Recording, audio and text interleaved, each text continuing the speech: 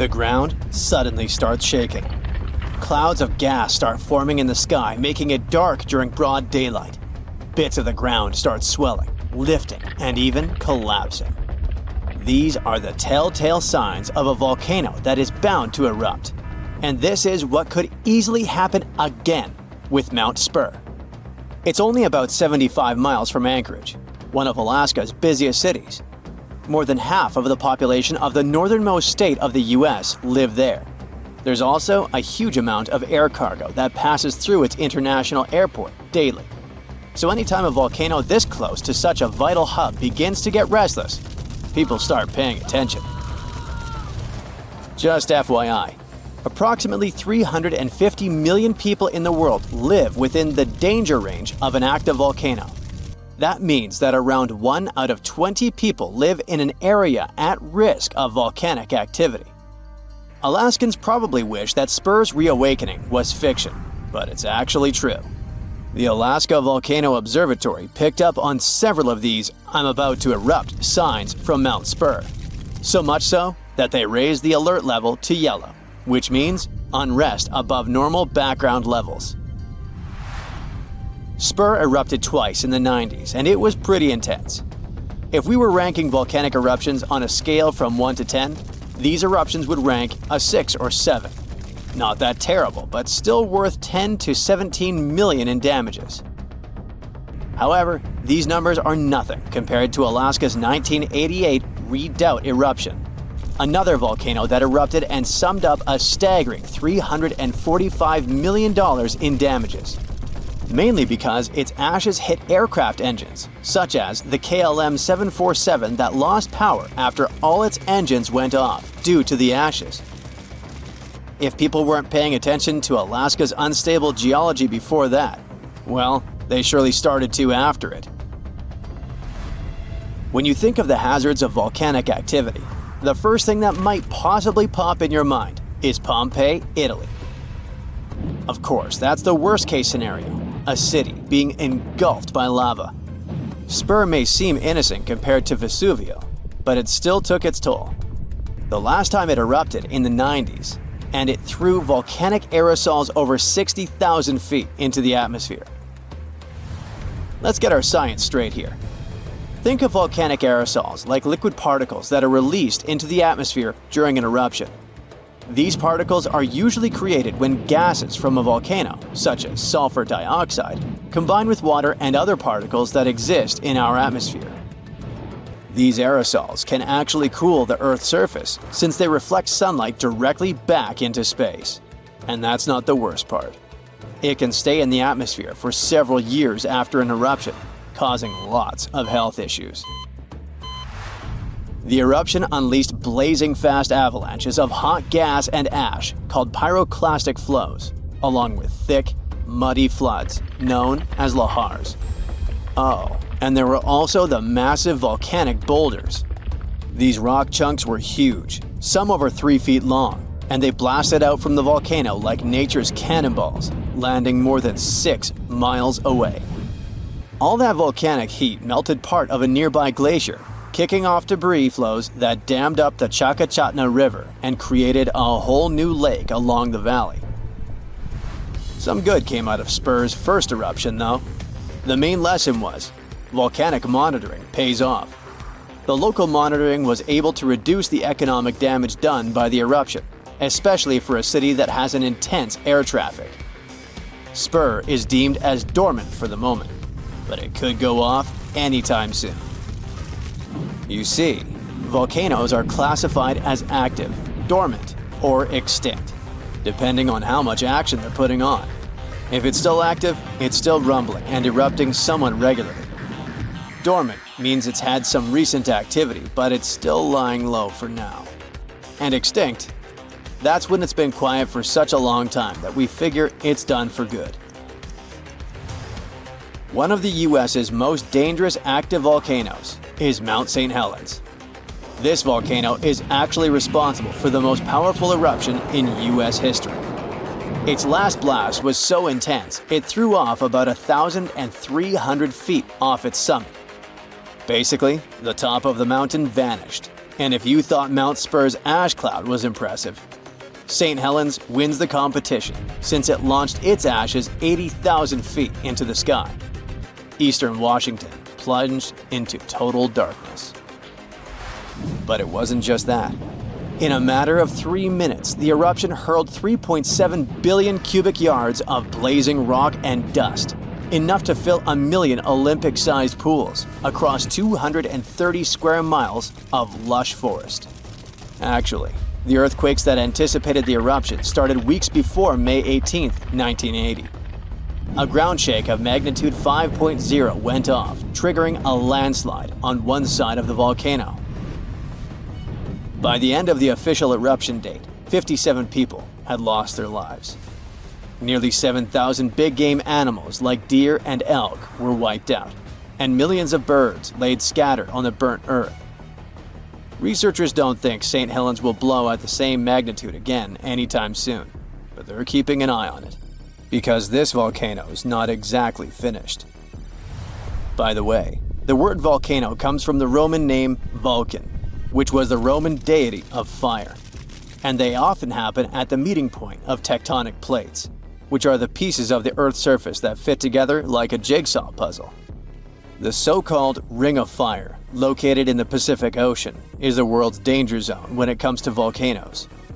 It contains between 750 and 915 active volcanoes.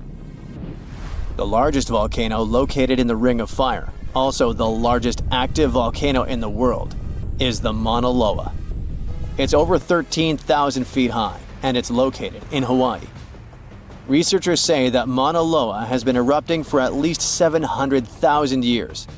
Its most recent eruption began on the 27th of November 2022, and it lasted until December 13th. It's been quiet since the 80s until it decided to wake up again. Thanks to constant monitoring by the Hawaiian Volcano Observatory, it didn't cause any casualties when it last erupted. Scientists have been investing big time on volcanic monitoring, not only to reduce economic hazards, but also to save lives. The most recent attempt has been to drill into volcanoes. Recently, a group of scientists went all the way to Iceland in one of the world's volcanic hotspots. There are around 33 active volcanoes in Iceland alone, but the one that is the most interesting to them the most is the Krafla volcano. The Krafla has erupted around 30 times in the last 1,000 years, and its most recent eruption was in the mid-1980s. The project, named Krafla Magma Testbed, or KMT for short, is hoping to advance the understanding of how magma behaves underground. The main advantage of this drilling research is predicting the risk of eruptions, but it can also help to push geothermal energy forward. I mean, can you imagine having electricity that is run by the limitless source of volcano power? The KMT team will begin drilling holes deep into volcanic ground in 2027. They're aiming at reaching over a mile into the ground. After all, it's different to monitor lava activity when it's on the surface than when it is still below ground. This will allow researchers to listen to the pulse of the Earth, according to them. They're saying this research is as revolutionary as the first time man went to the moon. Oh, and speaking of that, I was shocked to discover that volcanoes exist all throughout the solar system. Yep, other planets and moons have volcanoes too. The largest volcano in our solar system is Olympus Mons on Mars. It's a shield volcano, much like the ones that make up the Hawaiian Islands. It's about 370 miles wide. If we transported it all the way back to Earth, it would almost occupy all of Poland. Yikes. A bright flash on your left. Boom! Where did that lightning come from? Your plane shakes, your instruments stop working. A minute ago, the sky was clear and blue. Now, it's pitch black. Your senses go haywire. You don't understand which way is up or down. It's a strange feeling. You're beyond time and space. Lightning flashes from all directions. Clouds envelop your plane and swirl it into a vortex. You grip the controls and repeat to yourself, "I'll get out of this. I'll get out." Through the dark and thick clouds, you see a ray of light. It's your only chance. Your plane flies toward the light like a moth to a flame, and whoosh! You break out of the terrible whirlwind. Your instruments are back to normal, the plane's no longer shaking, you're saved. That's how pilots who faced the Bermuda Triangle anomaly describe their experiences, well, at least on TV shows. The huge chunk of ocean between Miami, Bermuda, and Puerto Rico remain the planet's most mysterious area.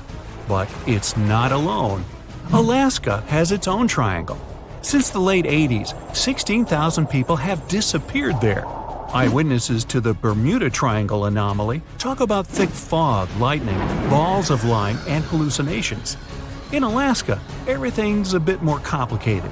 People, planes, ships, they just disappear without a trace. There's no one around to tell us what it felt like. In 1950, a plane took off from Anchorage, Alaska, headed for Great Falls in Montana. It was carrying 8 crew members and 36 passengers. 2 hours after the start of the flight, the captain radioed in that everything was fine. Then, silence. The 100-foot-long plane seemed to evaporate into thin air. 85 aircraft and around 7,000 people searched for the plane. No trace. Not even a screw, bolt, nothing. That plane mystery made the Alaskan Triangle famous. If you look on a map, it's a wild and mostly unpopulated zone that passes near Anchorage, Barrow, and Juneau. If you connect the dots on a map, you get an epic triangle. You can fit the whole state of Oregon in it twice. If you read around, you'll find a bunch of major areas on the planet where weird stuff keeps happening over land, sea, desert, and jungle. Scientists have many questions about these places. They all have extreme electrical and magnetic anomalies. Planes and ships disappear in them. People hear stuff, see stuff, and here's some of them. China's Black Bamboo Valley looks like a Hollywood set for a seriously scary movie. Here, everything's creepy and mysterious. Ha, perfect. Imagine a bamboo forest that stretches up 130 feet. The green plants live extremely close to each other and barely let in any sunlight. A strange fog hangs in the air. Where it comes from and why it's always there, no one knows. And the mysteries don't end there. For centuries, people have disappeared in the vast forest. Scientists believe the site's crazy geology is to blame. Cracks can suddenly appear in the ground big enough to fall into. There are sharp changes in weather, and maybe even poisonous steam. Certain trees give it off when they fall to the ground. There's a long road through Ladakh in India. It's called the Magnetic Road. It slopes upwards and seems to violate the laws of gravity. Here's what happens. You drive to the foot of the hill, turn off the engine, and get out of the car. The car starts rolling uphill up to 12 miles per hour. Why does it happen? Theory 1. The hill has an incredibly strong magnetic pull, and it attracts cars once they get too close. The Indian Air Force supposedly avoids flying over it to avoid any interference with their equipment. Version 2. It's all just an optical illusion. The hills around it seem to fade into the horizon. It looks to us like the road is sloped up, but it's actually not. Huge Lake Michigan looks more like a sea than a lake. And over the past 400 years, 6,000 ships have disappeared in it. Why does it happen? The lake has its own mysterious triangle, and there are actually more unsolved mysteries here than in the famous Bermuda Triangle. In 1950, Flight 2501 disappeared over the lake, en route from New York to Minneapolis. The fate of the 3 crew members and 55 passengers remains unknown. In 2007, an underwater archaeology professor was surveying the bottom of Lake Michigan. He found stones arranged in a circle 40 feet down from the surface. They kind of look like Stonehenge in England, but why were they at the bottom of a lake? Who put them there?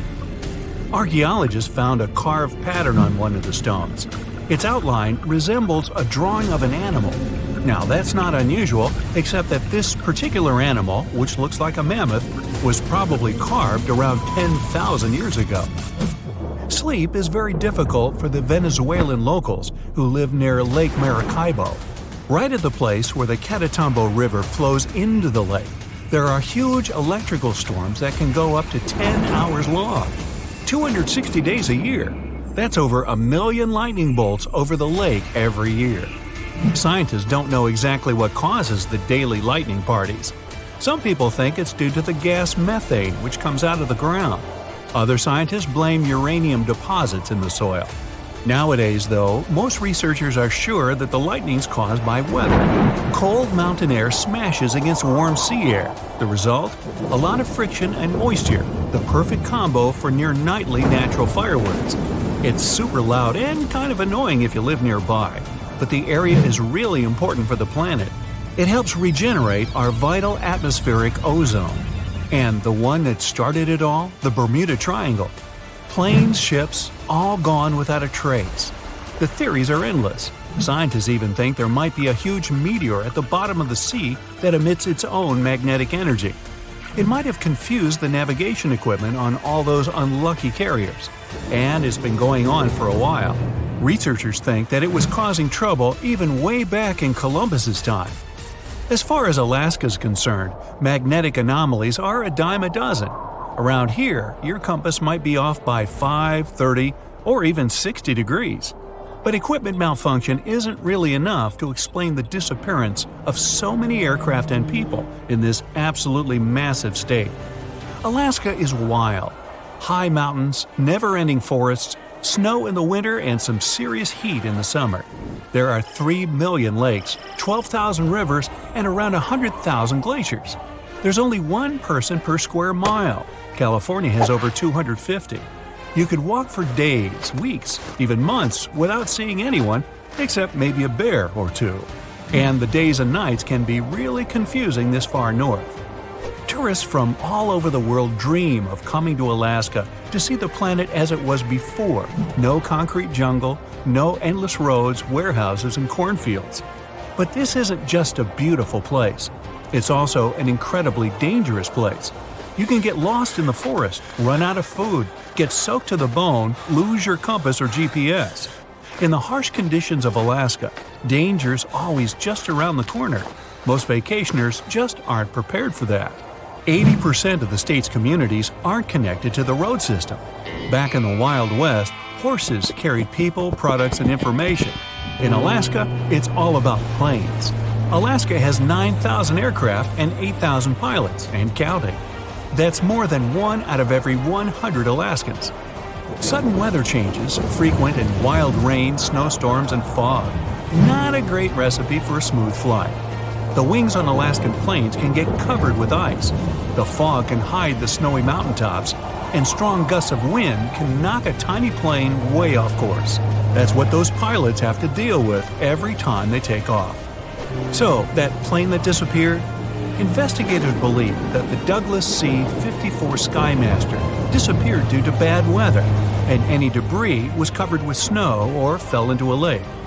5% of Alaska is covered in glaciers, and there are loads of cracks in them, some big enough to fit a person, a few people, or even a whole airplane.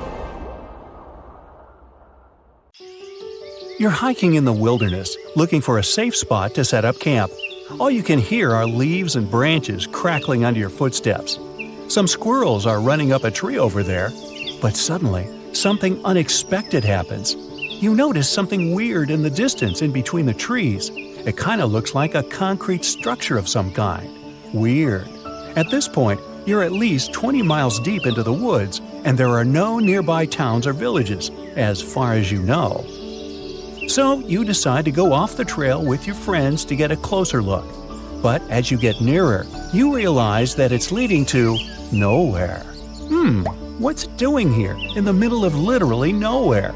And it doesn't even lead to anything. You put on your Sherlock Holmes cap and investigate. So, maybe there used to be an old house or mansion here that collapsed over the years, and the only thing left is a staircase?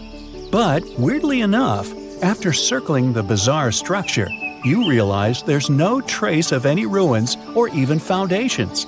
It's like someone just sliced a staircase off their house, cake style, and plopped it here for no reason. Okay? You and your friends aren't really into getting a whole lot closer. Something feels wrong. The longer you look at this weird structure, the more you feel a super creepy presence. Something tells you you should probably leave the area as fast as possible. As weird as this sounds, discoveries of random staircases, illogically found in the woods, are surprisingly common. Some are made of wood, others of brick or stone. Some look ancient, while others look like they were finished yesterday. The one thing they all have in common, they all lead to absolutely nowhere, and they're all found in super mysterious locations. One of the most famous ones is in Chesterfield, New Hampshire. A long, medieval-looking staircase made of stones with Roman arches in the middle of the woods. It's believed to have been part of Madame Antoinette Sherry's castle. She was a big singer back in Paris. The castle dates back about 100 years, and it was later discovered again in 1962. This time, there was nothing but a staircase. Another mysterious ancient staircase dates back to 9,000 years ago. It's in a forest in Italy. It looks like a series of stairs that lead to a tiny platform at the top. Now, why go through all the trouble of building the thing if it leads to nowhere? Well, some scientists think it could have been some sort of ritual tower, but your guess is as good as theirs. There's an anomaly in the Indian Ocean known as the Indian Ocean Geoid Low, or IOGL. It produces the largest distorting natural gravitational force in the world. Heavy mineral deposits, many deep-sea trenches, and magma reservoirs disturb the magnetic field in this area. Earth's gravity changes in different places around the planet. It allows researchers to look for patterns and figure out what's happening beneath the surface. Higher gravity fields usually mean denser materials below, and vice versa. Some scientists believe that the anomaly might be a dent in the planet's mantle that is working its way up to the crust. The Niihau Island actually rejects the fruits of today's advancements. There are no cars in sight since the locals get around on foot or by bicycles. No wonder their legs have great definition. They thrive without running water, internet, or shops. The only school on the entire island is powered by solar energy with a backup generator. And what's awesome is that it's the only school in the state that's powered by the sun. Being a resident of the island, the local explains some ground rules the permanent residents must abide by. If they do break these rules, they can be evicted. Now, not far from Bangkok, in northeastern Thailand, there's a 75-million-year-old rock formation. These rocks look like three whales swimming together. The beautiful design created by nature became known as Three Whales Rock. Millions of years ago, this area was just a desert, but the land was changing. Gradually, sandstone got pulled apart by the movements of tectonic plates and erosion.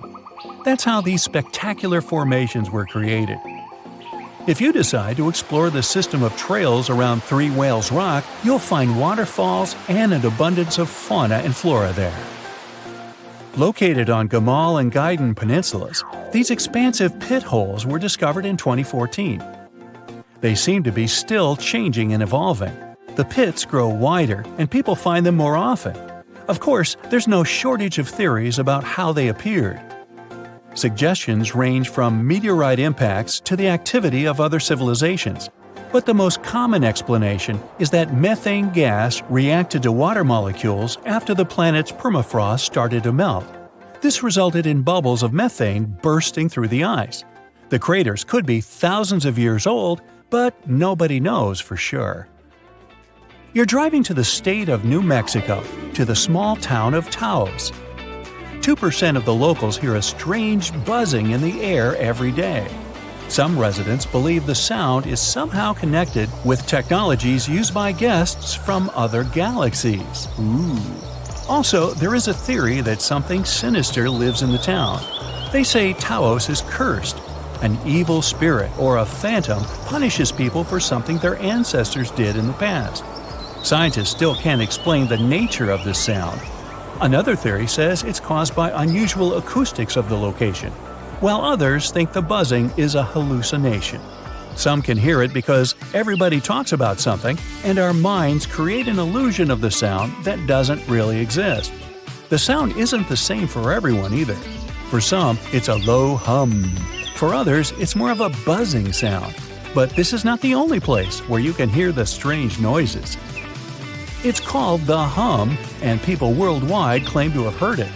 Some dwellers of a small village in Scotland describe it as a low, thick hum, while some residents of Florida heard a similar sound too.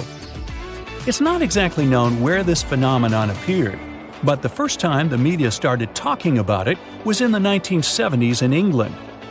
Also, there are written records of a mysterious buzzing dating back almost 200 years. According to some estimates, only about 2% of people on the planet can hear the hum. Perhaps their ears pick up some low-frequency waves, or the reason is something else entirely.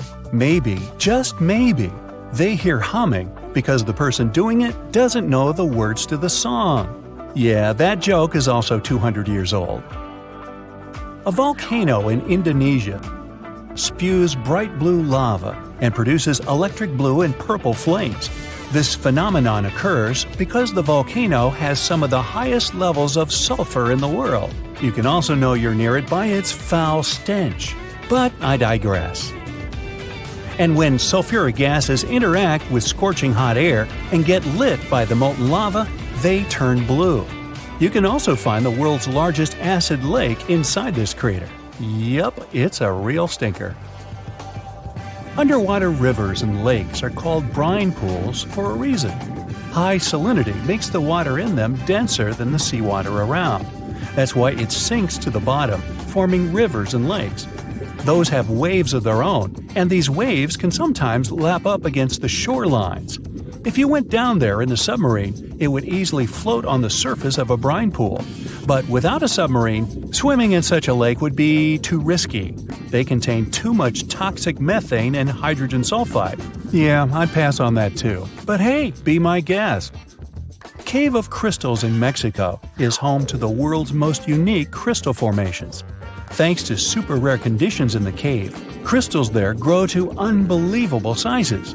The air inside is incredibly humid. The water contains tons of minerals that boost the growth of the milky white giants. Some of them are longer than telephone poles. Cylindrical snow donuts occur when a wind gust starts to roll some snow across a snowy area, as if making a snowball. If it was a real thing, it would eventually become too heavy for the wind to move. But a snow donut's center is hollowed out. This happens because its inner layer is too thin and is blown away when the donut is formed. This makes the thing lighter than a snowball. That's also why it rolls further. Unfortunately, snow donuts are rare because they need very precise conditions to appear. The Danakil Depression in Ethiopia is probably one of the most bizarre-looking places you'll ever see. It's dotted with neon-colored hot springs, lava pools, and vast salt flats. You've got to be especially careful there. Toxic gases are swirling over hydrothermal fields, and many pools are super acidic. So, don't go swimming. Until at least 30 minutes after lunch. Just kidding. And finally, there's nothing mysterious about 28,000 rubber ducks found in the sea in 1992. That's when a ship transporting bath toys got lost in the ocean while traveling from Hong Kong to the U.S. Some of these ducks are still floating in the ocean several decades later. They've been spotted in South America, Alaska, Hawaii, and even Australia. And they make bath time lots of fun. Ooh, rubber ducky.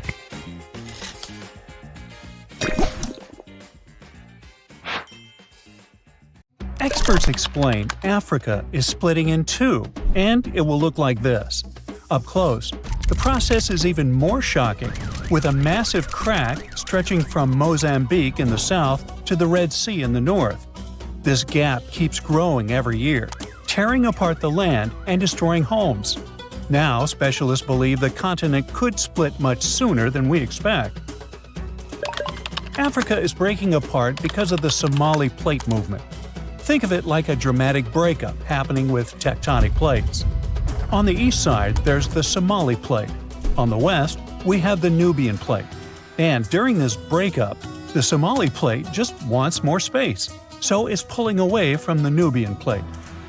This movement is forming the East African Rift, a region where tectonic plates are splitting apart, magma keeps rising from deep below, and a bunch of active volcanoes are being born. So this place is hot. with daytime temperatures that can soar to 130 degrees Fahrenheit, and at night they cool down to 95 degrees. Inside this hot zone, we have the Afar Triangle, also known as the Afar Depression, and its geology is fascinating, as the rifting process is causing valleys, faults, and deep cracks to form in this region. Take, for example, this massive 35-mile-long fissure in Ethiopia's desert. It's also so wide that a person can easily fit inside of it. But what's scary is this crack keeps getting bigger, growing about ½ an inch every year. The Nubian and Somali plates moving apart could also lead to a new ocean forming in Africa. This type of process isn't something new. About 150 million years ago, when dinosaurs were still around, a similar tectonic shift created the Atlantic Ocean. The continents were once all clustered together, but when a rift formed in what was Pangaea, it started pulling them apart, splitting the east and west hemispheres. So, a similar thing is happening with this gap in Africa. At some point, experts say the waters of the Indian Ocean might flood the East African Rift Valley, eventually creating a sixth ocean. Now, it's a pity you won't be able to swim in its waters during your lifetime, though. According to geophysicist Ken McDonald, who specializes in tectonic faults, this dramatic rupture could happen in 1 to 5 million years. Trust me, that's considered fast in geologic terms, and way sooner than most experts thought. Now, even though you won't get to watch Africa breaking apart, people there will still see and feel the signs. They might experience intense volcanic eruptions and strong earthquakes as this process slowly unfolds. One example is related to that scary crack in Ethiopia's desert we mentioned earlier. The fissure was created in 2005, after the area was hit by 2 volcanic eruptions and 163 earthquakes, each with a magnitude greater than 3.9. A crack this deep and long on Earth usually takes centuries to form, but in this case, it unfolded in just a matter of days. That's how powerful this event is. In fact, this kind of intense seismic activity can speed up the African splitting process, and that's why it's so hard to predict the exact time frame for the event. What we know is that people are already calling this new land the Nubian continent. If the predictions are right, it will include Somalia, Kenya, Tanzania, and part of Ethiopia. That's exciting and concerning at the same time. As new coastlines emerge, countries will need to make major adjustments when it comes to infrastructure and land management. They might lose a lot of roads, houses, and other constructions currently located near or right in the East African Rift. In Kenya, for example, the fissures tore apart a busy road, and authorities desperately tried to fill the gap with rocks and cement. In another case, an old woman was sitting and eating with her family when her house suddenly split down the middle. Recently, earthquakes that happened near Ethiopia's Afar region demolished 37 schools and forced about 5,000 students to leave their classrooms. Unfortunately, stories like this could become more common over the next few years. But there is a positive side to all this. Countries located in the middle of Africa, like Zambia and Uganda, could gain coastlines, and that might be great for them. Having a coast means they would get access to new trade routes, opening fresh economic opportunities. Plus, think about the tourism boom. With all those newly formed paradisical beaches, these countries could become the next big gateway spot for travelers. The local ecosystem in this newly created ocean will change as well, and new marine species may emerge. So, let's look. This is the path where the rift is most advanced right now. I mean, we expect this is where Africa will eventually get separated. But things could get a little more complicated. Some time ago, Michael Daly, a geologist at the University of Oxford, suggested that this rift could extend further west. And some new evidence backs up his theory, pointing out that the crack could extend south through Botswana's heartland into South Africa, and west through Namibia, all the way to the Atlantic Ocean. If these fractures widened into deep cracks, the ocean might come in and fill the gaps. Experts say Africa could split so much that it becomes an archipelago. But then again, we won't see that happening. It will take tens of millions of years for this to play out. We already know that Africa is at risk of breaking into a bunch of huge islands or small continents. The news isn't great for Madagascar either, as the world's fourth largest island could end up being split in half. But can the opposite process happen? I mean, can new land appear as the Nubian and Somali plates move apart?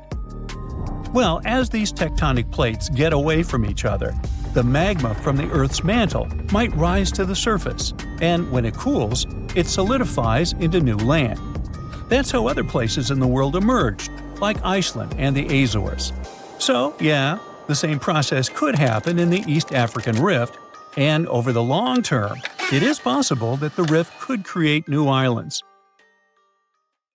For now, all we can say is that the geology of the Afar Depression is unique. It is the most active rift system on our planet.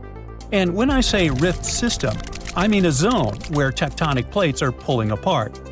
This region brings together all kinds of events, from faults in the Earth's crust to volcanic zones to the potential formation of a sixth ocean. For experts, it's like studying the evolution of rifts up close. And since it is such an active volcanic area, it also has enormous potential for tapping into geothermal energy, that is, using heat from inside the Earth to generate electricity. 2 geothermal power plants are already producing energy in Ethiopia, one in the Ethiopian Rift Valley and the other in the Afar. Now, geologists are exploring new potential spots. When we look at that deep crack in the ground, we know it's caused by tectonic plate movement. There's no mystery there. But what we still don't fully understand is why the cracks happen exactly where they do. For example, a crack that opened up in Botswana appeared after a magnitude 6.5 earthquake back in 2017. But the epicenter wasn't in the rift zone, where the plates are moving like we would expect. Instead, it was farther south. Since it's unusual for a rift to happen without volcanic activity, this fact really challenges our traditional ideas of how continents divide. Figuring out why these cracks appear in specific spots is still a missing piece of the puzzle for experts trying to explain how Africa is splitting. Hopefully, we get some answers before the continent turns into a massive archipelago. Antarctica, a snowy world of about minus 46 degrees Fahrenheit, covered in ice for millions of years. But it wasn't always this way. Scientists just found something buried deep beneath the seafloor that shouldn't exist. Tiny golden droplets of amber. This means that Antarctica was once teeming with life and thick with trees. But something happened to it. Something that could reshape the way we see our own future. Antarctica has been a land of howling winds for millions of years. No tree can grow here today. But scientists who studied those lands decided to drill deep beneath the Antarctic surface. They went thousands of feet below the ice, pulling up ancient layers of sediment. And there, trapped in time, they found tiny pieces of golden amber. Amber is basically fossilized tree resin. It's found all over the world, often with perfectly preserved pieces of ancient life. Insects trapped mid-flight, pollen frozen in time. Entire tiny ecosystems can be locked inside golden droplets. In every continent, but not in Antarctica. Until now. They discovered tiny specks from 0.5 to 1 millimeter in size, smaller than a grain of sand, but with huge significance. This droplet had once oozed from the bark of a tree about 90 million years ago. What's even wilder, amber is only produced by certain types of trees, the ones that grow in humid, temperate rainforests and jungles. That's when the realization hit. Antarctica used to be a rainforest. Those tiny flecks of amber, clearly seen only under a microscope, tell us a vivid story of a living and breathing ecosystem. Around 90 million years ago, during the Cretaceous period, when dinosaurs ruled the Earth, Antarctica could have been covered in lush, swampy forests filled with towering conifers, ferns, and ancient plants. Some of the fragments showed signs of damage. That means the trees that produced them had been injured, perhaps by wildfires or parasites. Though despite that, and despite the fact it spent millions of years on the seafloor, this amber was almost perfectly preserved. Solid, transparent, and free of cracks. Normally, amber buried under extreme pressure and heat just crashes over time. But this piece, it survived. That means other pieces could survive as well, and we might find more of them on the ocean floor. But this wasn't the first sign that Antarctica had once been a different place entirely. It started in 2017. A team of scientists drilled deep into the seabed near Pine Island Glacier on Antarctica's west coast. They pulled up sediment cores, long cylindrical samples of Earth that had been buried for millions of years. And it was insane. Inside these layers they found fossilized roots, pollen, spores, traces of an ancient forest that had once thrived here. And that's exactly what they'd been studying ever since then. In order not to damage anything, they had to spend years of hard work, breaking down the sediment into thousands of tiny pieces and scanning them all under fluorescent microscopes. The same team also found another piece of the puzzle back in 2020. They found more sedimentary samples from the ocean floor that pointed to a land of dense trees, rivers, and wetlands. A world that looked more like the Pacific Northwest or New Zealand. But why was Antarctica so warm back then? Well, that's all because of the atmosphere. 90 million years ago, Earth's carbon dioxide levels were terrifyingly high. It was literally one of the warmest periods in history, with temperatures soaring even at the poles. Think about it. Antarctica had no ice caps. Instead, it could have had buzzing insects and maybe even dinosaurs wandering through its forests. But in order to learn what happened to them, the team has to find more evidence. Antarctica really is a place full of mysteries. It's hard to study because it's covered in snow and ice so much that we don't even know its true shape and size. Some parts of the ice sheet are over 3 miles thick, half the depth of the Mariana Trench, the deepest trench on Earth. Luckily, snow has a great quality. It can freeze things in time perfectly. Layer by layer, year after year, it buries nature's past like a time capsule. Luckily, snow has a great quality. It can freeze things in time perfectly. Layer by layer, year after year, it buries nature's past like a time capsule. At first, fresh snow is soft and shifts easily in the wind, full of air. But as more snow piles on top, it compresses, squeezing out the air pockets and hardening into dense ice. This freezing pressure locks everything inside. It traps ancient plants, animals, and even entire landscapes. And they literally get frozen in time, because the extreme cold slows down decay. It stops bacteria growth, preventing rot, and keeping things almost perfectly intact for thousands, sometimes even millions of years. That's exactly what's going on in Antarctica. Scientists have to literally scan it all the way down this snow in order to find what this place looked like millions of years ago. What they found is an entire lost world buried under miles of ice. It was beneath the thickest ice of East Antarctica, near the Aurora and Schmidt subglacial basins. The weight of the ice has been so immense for so long that it actually protected the land from erosion. Scientists call it the ghost of Antarctica's landscape, and it's nothing like the smooth, flat wasteland seen from above. They found rivers that once flowed freely, now frozen in place, valleys carved by water, even 3 massive, sharply peaked hills. But what are they? To understand that, we need to go even further back in time, to the era when Antarctica was still part of a lost supercontinent. Hundreds of millions of years ago, the land we now call Antarctica was part of Gondwana, an enormous supercontinent that included South America, Africa, India, Australia, and Antarctica all fused together. But as Earth's tectonic plates slowly drifted apart, Gondwana broke into pieces. Antarctica was ripped apart, its land stretched and fractured. The massive ice sheets that formed later covered these broken landmasses, preserving them like frozen fossils. As the ice shifted and melted over time, valleys formed, and ancient rivers likely carried water toward a coast that was hundreds of miles away from where it is now. But that's not the only thing Antarctica has hidden. If you stripped away the ice, you wouldn't see a smooth, empty continent. You'd see a super dramatic landscape, towering mountains, deep valleys, even fiery volcanoes. In West Antarctica, at least 138 volcanoes are buried under the ice. One of them, Mount Erebus, is still active.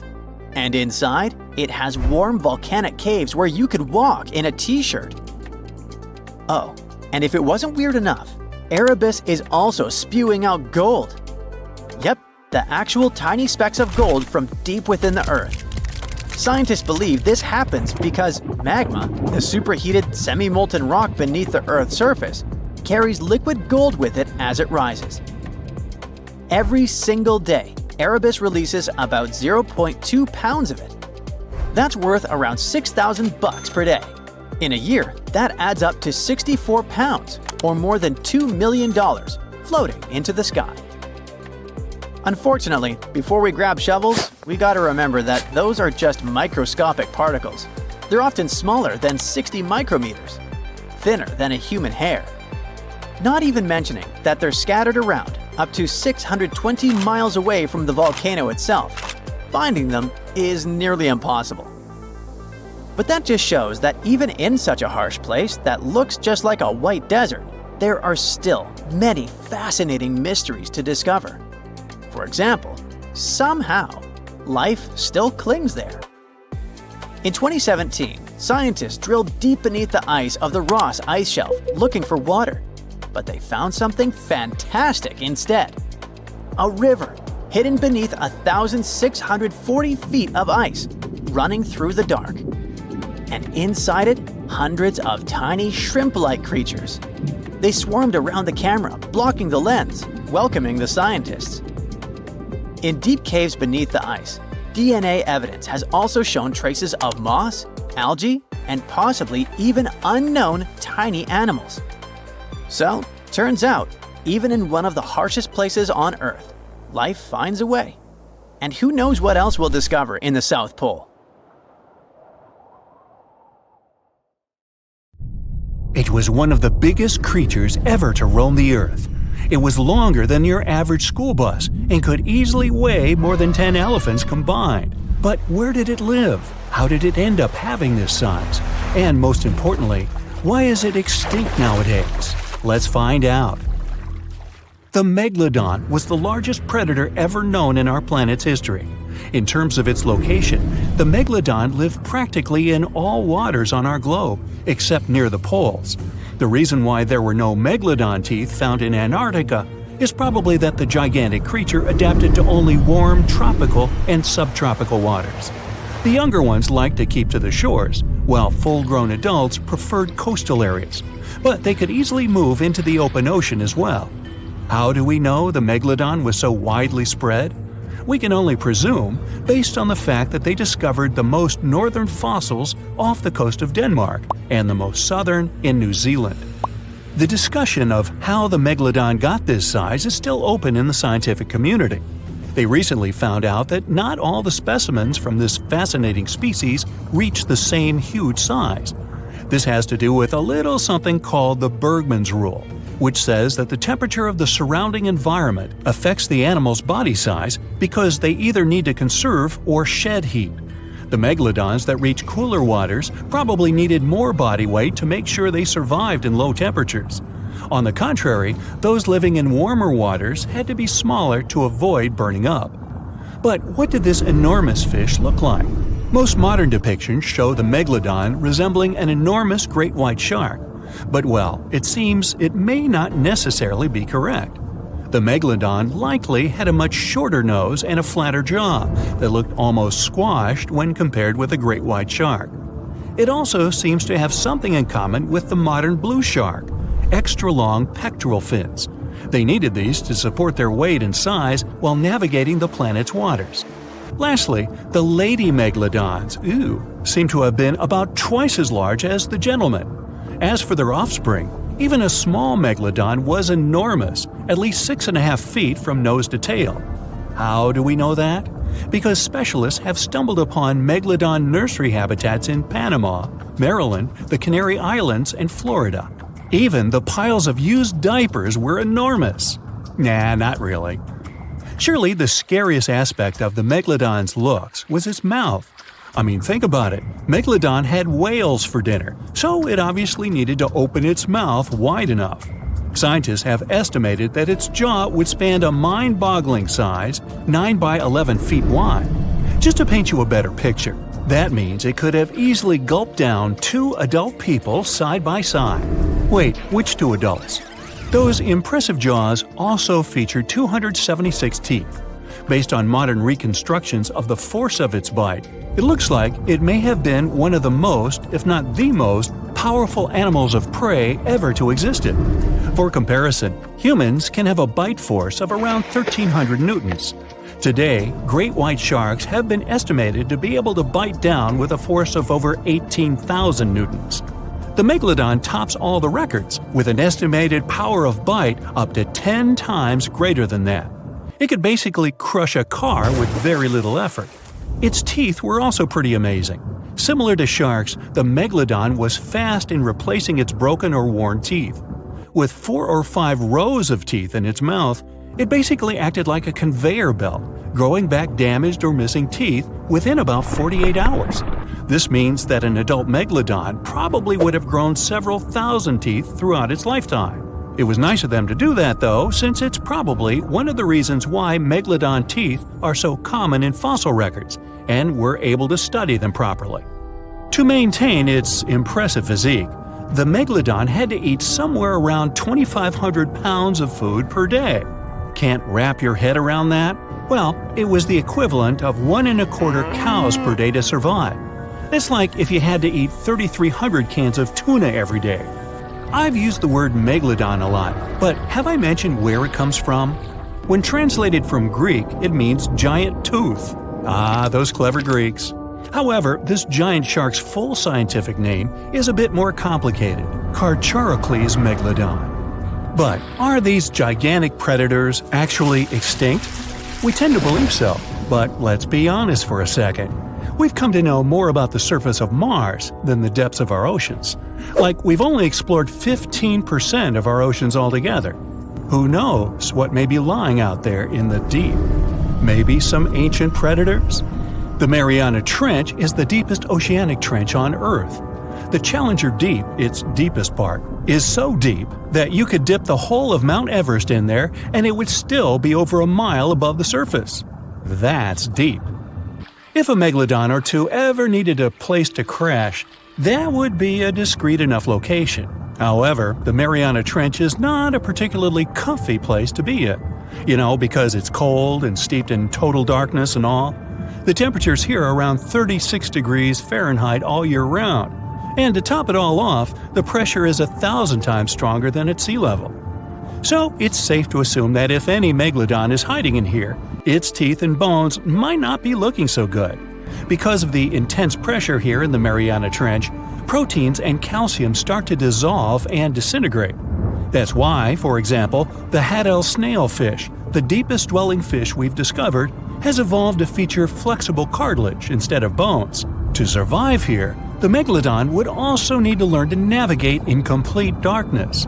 That means they would have to either become luminescent or evolve to grow massive eyes like the giant squid.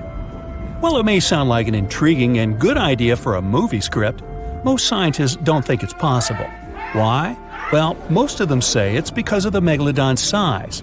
Most foods that megalodons like to eat live in shallow ocean areas and not in the deep, deep sea. Specialists believe that if these animals were actually still roaming our waters, There's no way we wouldn't know about it. They would need to come up for dinner every now and then, right? Their food is also the most likely cause of why the megalodon is not alive anymore. While some specialists believe the megalodon became extinct because of a drop in the ocean water temperature, most scientists suggested that the shifting food chain dynamics may have been more to blame. Why? Because at some point, there was less and less of its primary food source, baleen whales, and at the same time, the numbers of its natural competitors, like smaller predatory sharks like the great white shark and whales, increased. The megalodon did live on this planet a lot more than we did, and way back when we didn't even exist yet. They were here for nearly 70 times longer than we, modern humans, have, inhabiting the oceans for around 20 million years. Homo sapiens appeared around 300,000 years ago.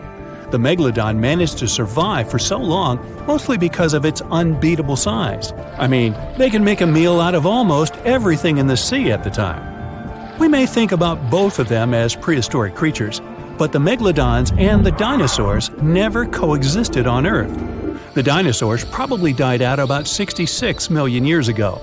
Megalodons seem to have appeared a bit later. That's because the oldest megalodon fossils we have yet discovered are from the Miocene epoch, which began 23 million years ago. So long, Meg! If all the volcanoes on Earth suddenly erupted together, it'd be loud. We'd also have around 1,500 of these formations bursting at once. Now normally it's just 10 to 20 volcanoes that are active each day. But what would the world look like if they all blew their tops simultaneously? Geologists think it wouldn't be pretty. Even if only the land volcanoes erupted together, it would set off a chain reaction way worse than anything we've ever seen before.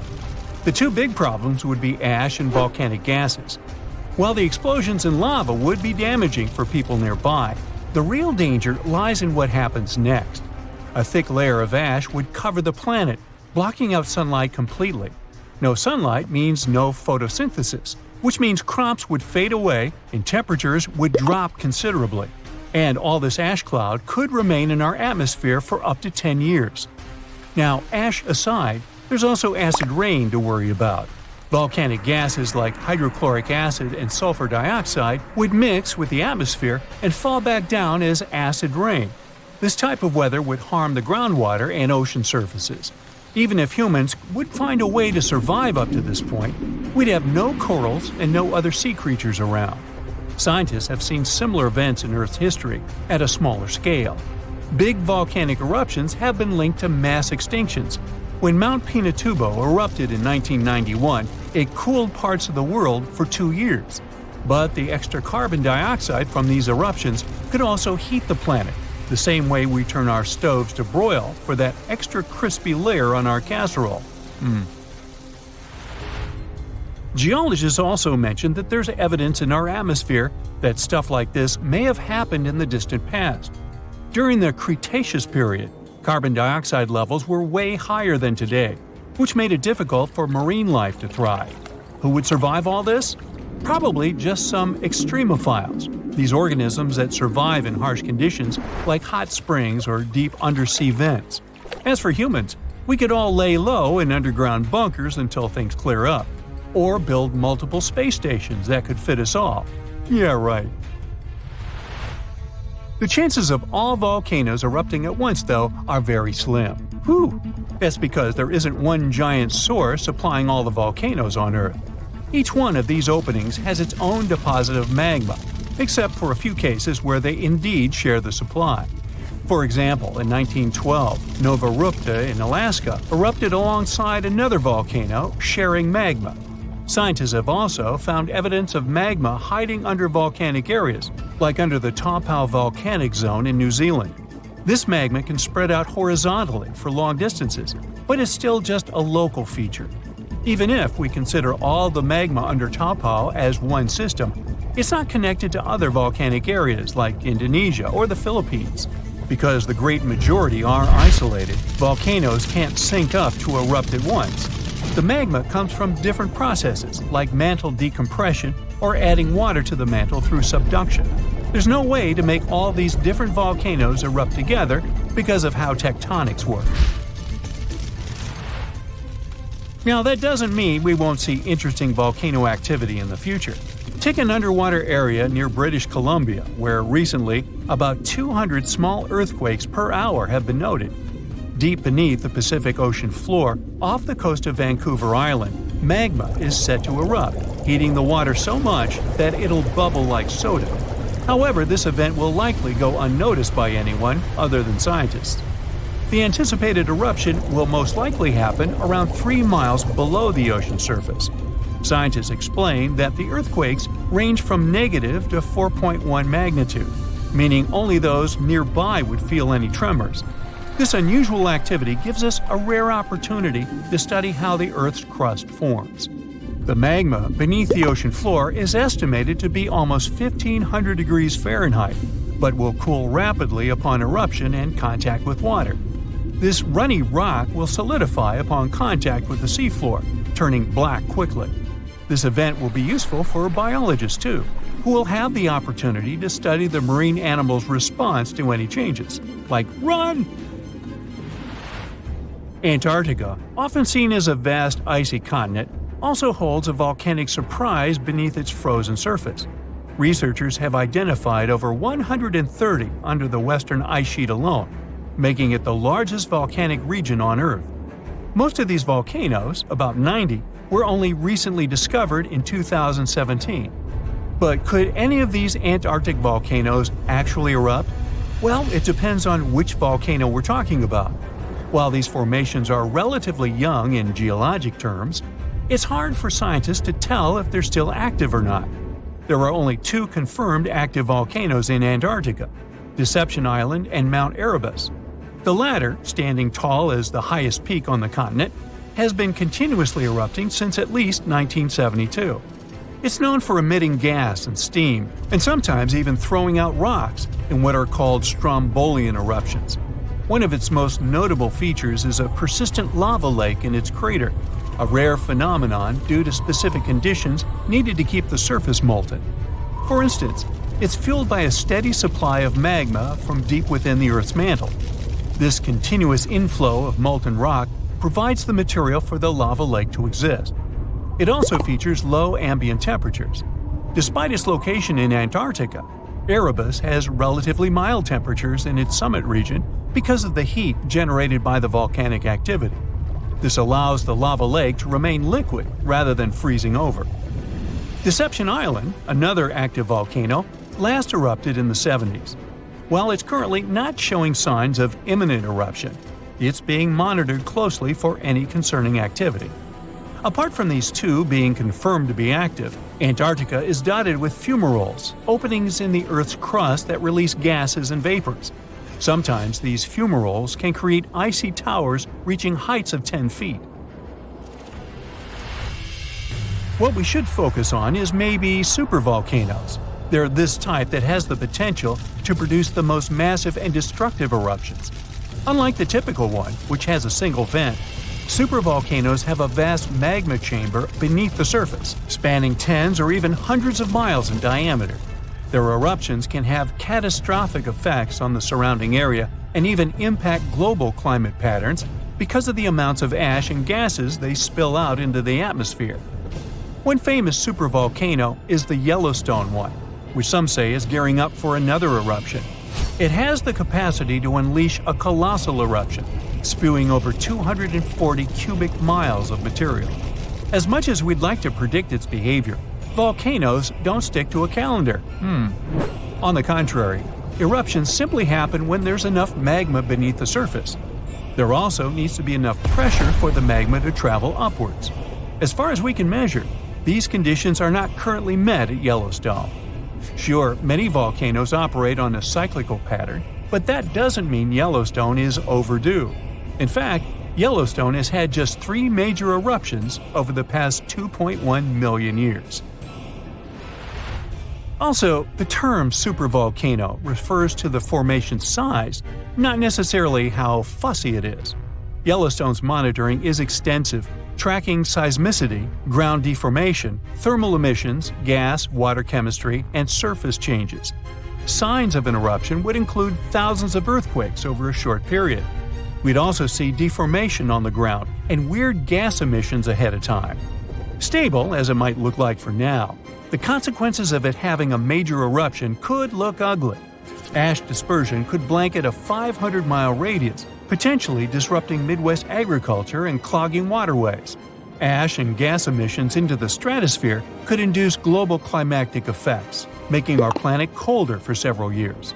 And yes, we've seen some research that it shows there's more liquid molten rock under the Yellowstone volcano than scientists believe. But that doesn't translate to imminent danger. On January 14, 2022, residents of Anchorage, Alaska, heard a series of loud bangs. They didn't stop for a half an hour. As they found later, the source of the bangs was almost 6,000 miles away in the Tongan archipelago in the southern Pacific Ocean.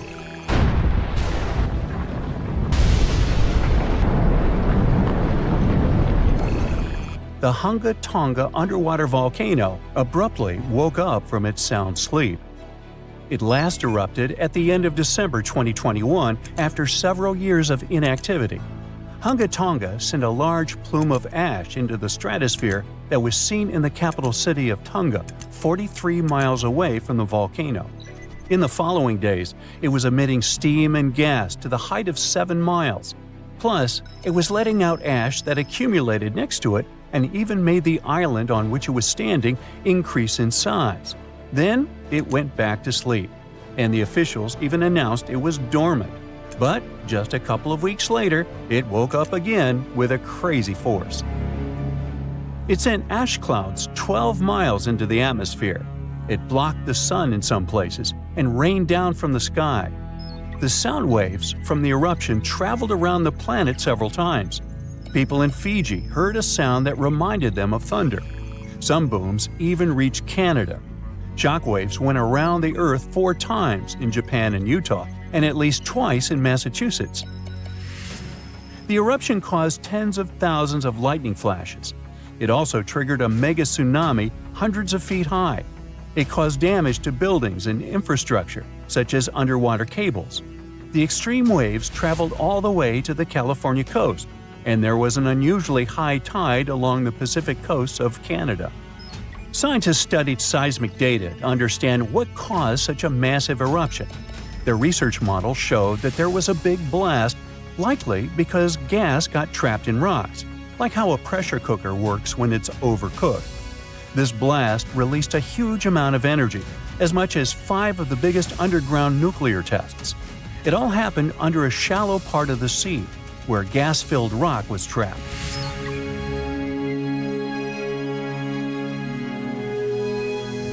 Now, normally when a volcano erupts, the fumes cause a temporary cooling effect on the Earth's surface. But Hunga Tonga's eruption was different. It didn't produce many fumes, but released a massive amount of water vapor, equal to 60,000 Olympic swimming pools. The intense heat of the eruption turned vast amounts of seawater into steam, which then blasted high into the atmosphere. All that water vapor ended up in the stratosphere, a layer of the atmosphere that's too dry to form clouds or rain. Scientists don't have any observations of volcanic eruptions like Hunga Tonga to predict its long-term effects on our weather patterns.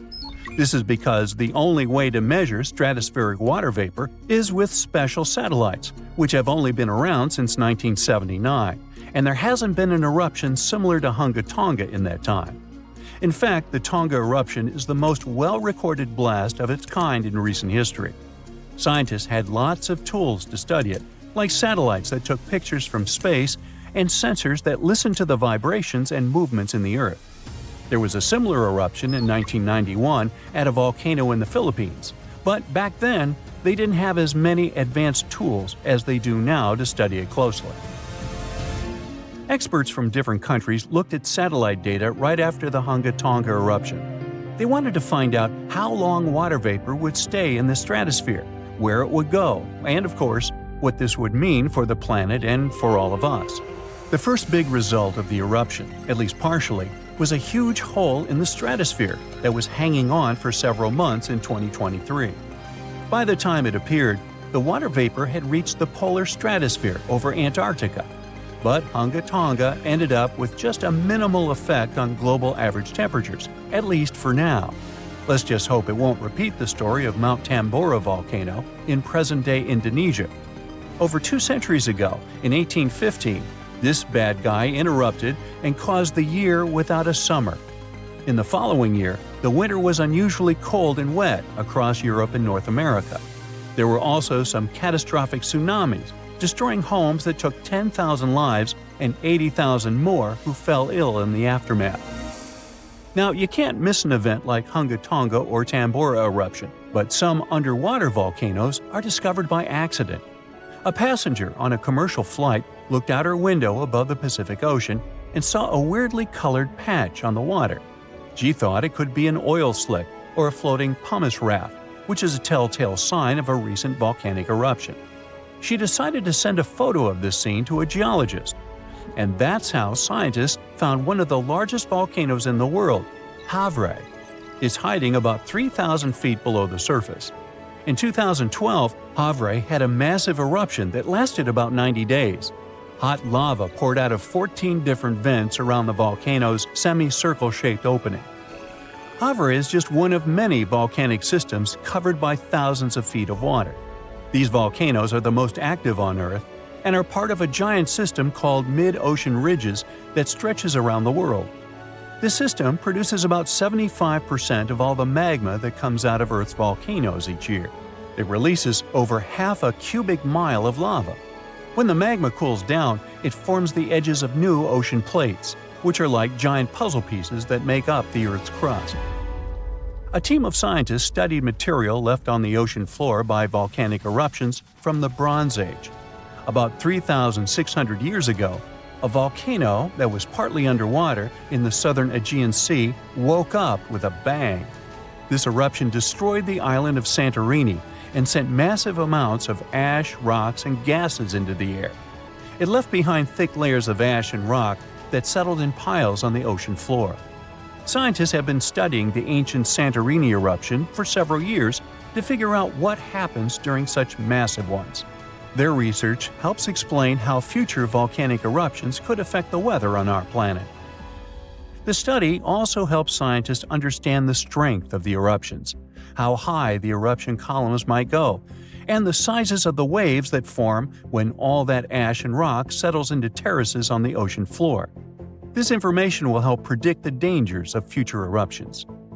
Now, when a volcano erupts, the last place you want to be is inside it.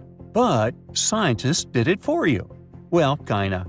They produced a smart new imaging technique that uses the best ideas from medical imaging and optical telescopes. Matrix imaging, that's what it's called, makes it easier to understand what's happening underground, even when there aren't many sensors available. These sensors, called geophones, detect and record the movement of seismic waves, which are vibrations that travel through the Earth.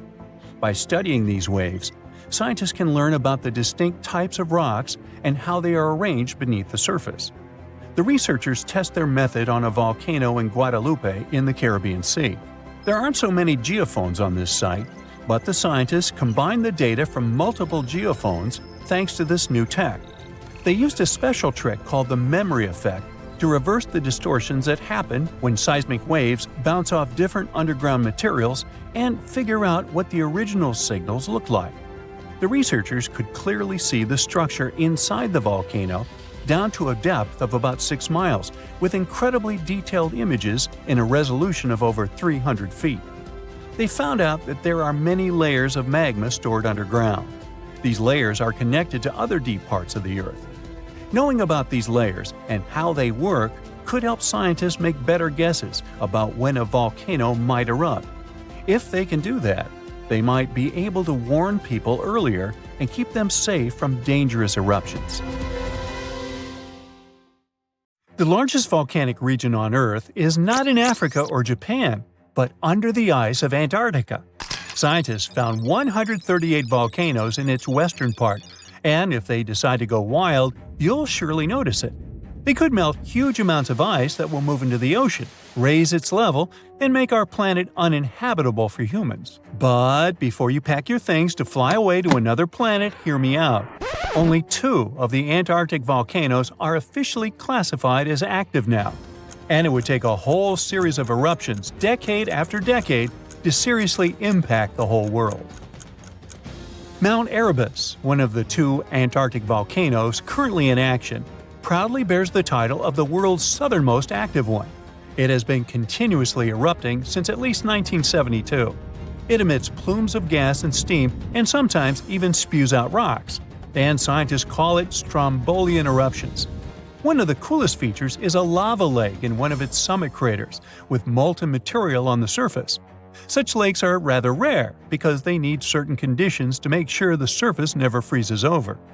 The second active volcano is Deception Island, a horseshoe-shaped landmass.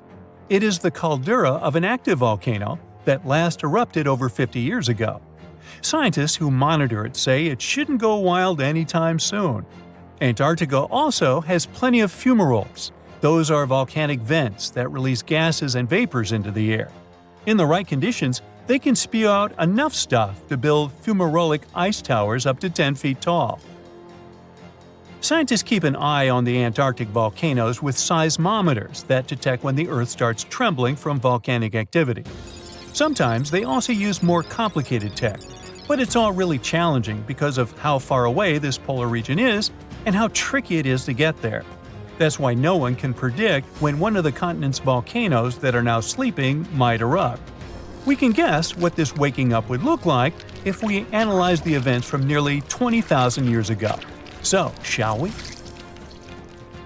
One of Antarctica's sleeping volcanoes, Mount Takahe, had a series of eruptions and spewed out a good amount of halogens rich in ozone back then. Some scientists say these events warmed up the southern hemisphere. Glaciers started to melt and help finish the last ice age. For these events to repeat, we'd need a series of eruptions with substances rich in halogens from one or more volcanoes that are now above the ice. It's an unlikely scenario, but since it already happened in the past, it's not completely impossible. As for volcanoes hiding under a thick layer of ice, it looks like their gases would hardly make it to the atmosphere, but they would be strong enough to melt huge caverns in the base of the ice and produce a serious amount of meltwater. The West Antarctic ice sheet is wet and not frozen to its bed, so this meltwater would work as a lubricant and set the overlying ice into motion soon. The volume of water that even a large volcano would generate in this way is nothing compared to the volume of ice beneath it. So a single eruption wouldn't make a difference, but several volcanoes erupting close to or beneath any of the western Antarctica's big ice streams would. Those ice streams are rivers of ice that take most of the frozen water in Antarctica into the ocean. If they change their speed and bring unusual amounts of water into the ocean, its level will rise. As the ice would get thinner and thinner, there would be more and more new eruptions. Scientists call it a runaway effect. Something like that happened in Iceland. The number of volcanic eruptions went up when glaciers started to recede at the end of the last ice age. So it looks like, for massive changes, several powerful volcanoes above the ice with gases full of halogens need to get active within a few decades of each other and stay strong over many tens to hundreds of years. Antarctica stores around 80% of all the fresh water in the world, and if they melted all of it, global sea levels would rise by almost 200 feet. And then we'd have to look for a new planet to live on. But this again is an unlikely scenario. It's more likely that the eruptions under the ice will lubricate ice streams and seep water into the ocean, but it wouldn't be the end of the world. A super strong, super angry supervolcano could do it though, and it has already happened in the past. Over 200 million years ago, the world went through a major makeover with not one, not two, but 4 massive volcanic eruptions in huge pulses. The supervolcano called Camp had been erupting over and over for 600,000 years. It all happened in Wrangell, a large chunk of land that used to be a supermassive volcano stretching across what's now British Columbia and Alaska. And it wasn't the lava or the volcanic ash that ruined the environment. The eruption made carbon levels skyrocket. The planet would never be the same again. This volcanic activity might have helped dinosaurs grow from cat-sized critters into giants we saw in Jurassic Park. It kicked off a 2-million-year rainy season. It made the whole world hot and humid, and the dinos just loved it. Researchers dug deep into sediment layers beneath an ancient lake in Asia to uncover these secrets. They found traces of volcanic ash and mercury, clear signs of those epic eruptions. There were carbon signatures showing huge spikes in carbon dioxide levels. It made the atmosphere toasty, and the rain poured down. So the bad news is, another eruption like this could happen. The supervolcano beneath Yellowstone National Park has been sleeping for nearly 70,000 years. But if it wakes up, it would be many times more catastrophic than the eruption of Mount St. Helens in 1980. It's considered the most disastrous volcanic eruption in U.S. history. It followed 2 months of earthquakes and injection of magma below the volcano that weakened and destroyed the entire north face of the mountain. The eruption column went 80,000 feet into the atmosphere and spread ash over 11 U.S. states and several Canadian provinces. The last Yellowstone eruption was 1,000 times greater than that. The ground above Yellowstone sits on a hot spot made of molten and semi-molten rock called magma. This magma stuff flows into a chamber beneath the park, about 4 to 6 miles down, making the ground puff up like a balloon. But then, as it cools down, the ground goes back to its usual state. Volcano watchers have been keeping an eye on this for a century. They noticed the ground lift up about 10 inches around 20 years ago, but since 2010, it's been going back down. The experts say we have no big eruptions on the horizon, so doomsday isn't coming anytime soon. But there's some underground activity going on lately which keeps us interested. Since humans haven't been around to witness every little thing Yellowstone does, it's kind of tough to say for sure what's brewing down there. Yellowstone has had some epic eruptions within the last couple million years. They happen like clockwork, with gaps of 600,000 to 800,000 years between them. The last big one was around 640,000 years ago, and it basically reshaped the entire landscape, spreading ash and debris as far as Louisiana.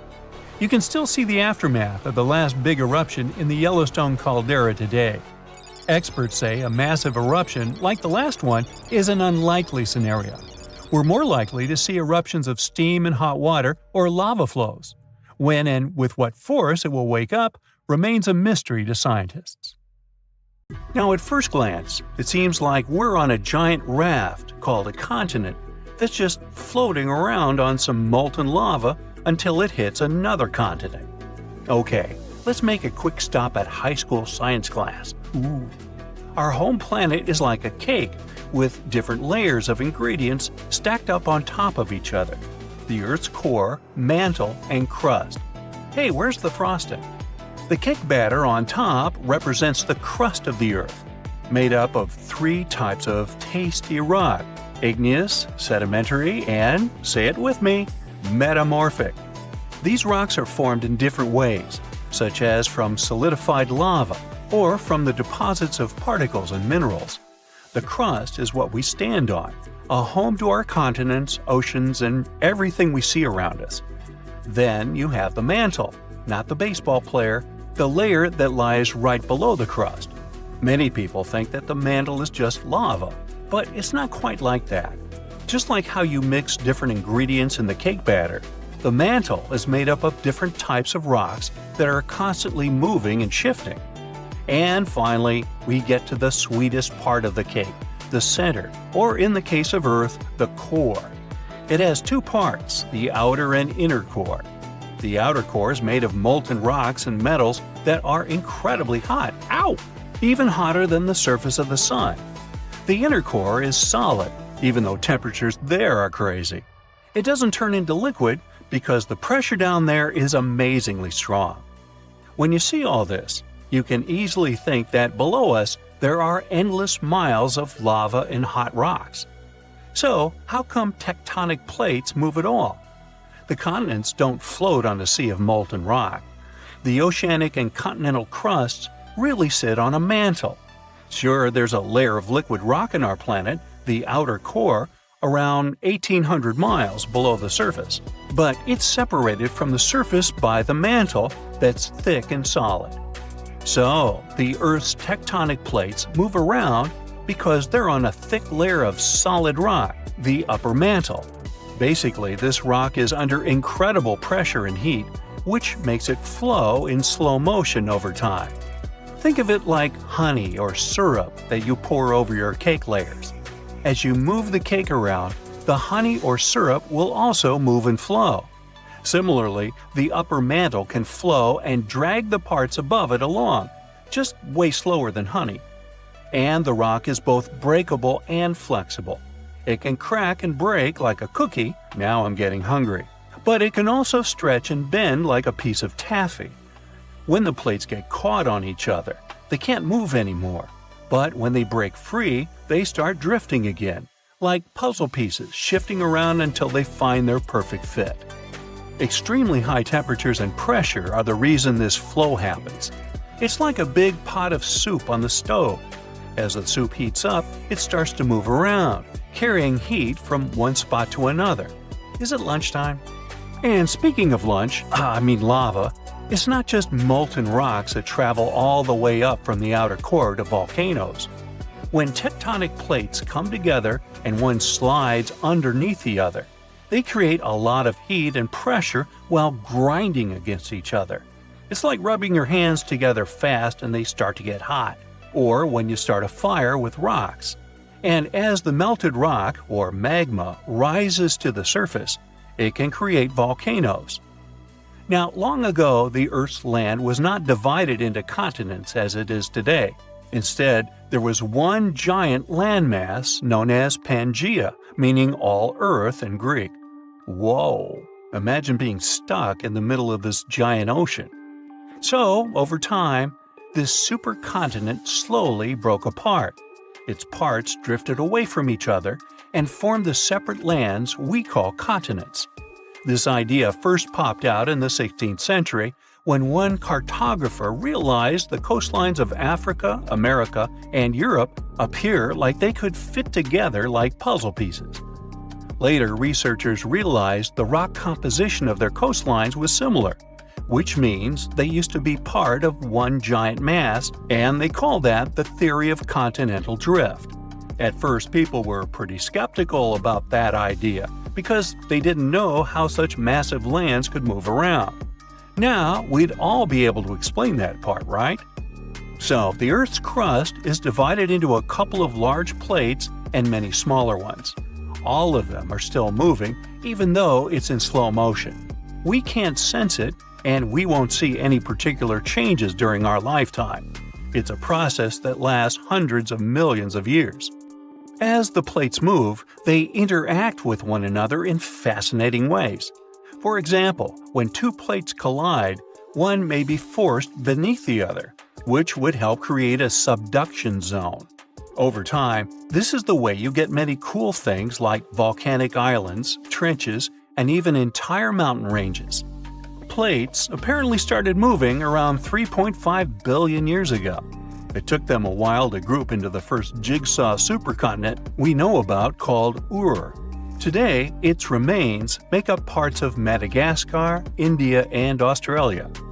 Pangaea formed 335 million years ago, but it probably won't be the last continent that will form. So, some new generations in the distant future could live on something called the next Pangaea. When the oceanic crust of the Atlantic Ocean slowly takes its place under the continental crust, the oceanic basin of the Atlantic is going to close, which is why the continents will end up pulled together. This means the Americas will meet Africa, and Eurasia will be flipped on its side. So, people might live on a giant landmass in the shape of a ring, clustered around the inner sea, or at least what's left of it. Or maybe continents will take another direction and make up a different jigsaw puzzle called Amasia. In this scenario, the Americans will drift westward, fuse with Australia, and pivot to around Siberia. And then there's more. Novo-Pangaea is the option where the Americas swing together to embrace Antarctica and Australia, and Africa legs off to the northwest. Basically, all continents here get together to form a giant landmass that stretches from one pole to the other. Ready for one more? Nah, come on. A recent projection called Eureka gives an idea similar to Novo Pangea. It's just that all continents here unite to become one gigantic land that clusters around the equator. Maybe this would be my favorite one to live at, with the sunny weather and the beach all the time. And who knows what kind of magnificent trenches, mountains, islands, and other geological beauties we'd get with this giant supercontinent. Pangea broke up about 175 million years ago. As the Atlantic and Indian Oceans began to widen towards the east, the Ring of Fire was formed. It's a path that goes along the Pacific Ocean with so many frequent earthquakes and active volcanoes. This way, Eurasia was unable to cross this border and continue moving westward. And now Eurasia could move laterally along the Ring of Fire. The subduction zones kind of act like a barrier that forces the tectonic plates to move in different directions. So Eurasia could eventually collide with the Americas and form something similar to Amasia.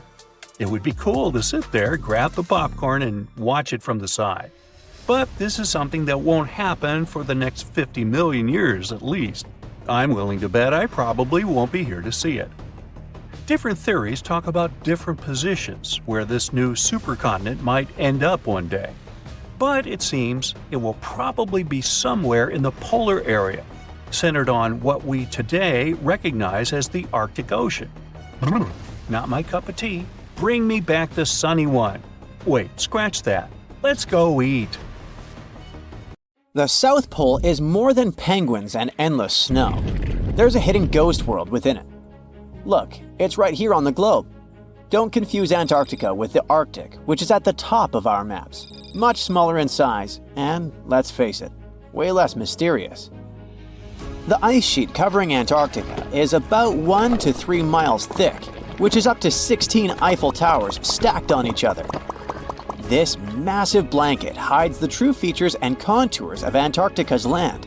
We still don't know much about this mysterious continent, and it is ice and snow that are to blame. We still don't even know the true shape and size of this continent. Mapping Antarctica without some huge shovels is an incredibly hard task. But satellites learned to penetrate the ice with their cameras. And now we know there's actually an enormous, dramatic ancient landscape beneath the snow. The ghost of the past. About 90 million years ago, Antarctica was a much warmer place. It was actually a lush rainforest with tons of plants and probably teeming with life. It even had rivers flowing through it. Then the ice came. This happened about 34 million years ago, during the transition from the Eocene to the Oligocene, when our planet cooled significantly. It was the beginning of one of our several ice ages. The land remained, but now was hidden under ice and snow that got thicker and thicker. To a regular eye, Antarctica turned into a white desert, vast, flat, and featureless. Time went on. This massive ice sheet moved around, smoothing and shifting the ground beneath it.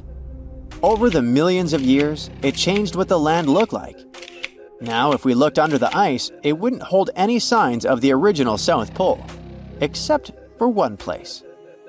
In areas where the ice is especially thick and doesn't move much, like in East Antarctica, it has actually worked the other way around. It became like a super thick blanket that protects the land. Normally, things like wind or rain slowly wear away the ground over time, changing its shape. But since we have this protective ice blanket, it prevents these natural processes from reaching the stuff underneath. So, the ground stayed almost the same for millions of years, like it's been frozen in time. This special area near the Aurora and Schmidt subglacial basins has become the ghost of Antarctica's landscape. This place was barely touched even since it was first covered in snow 34 million years ago.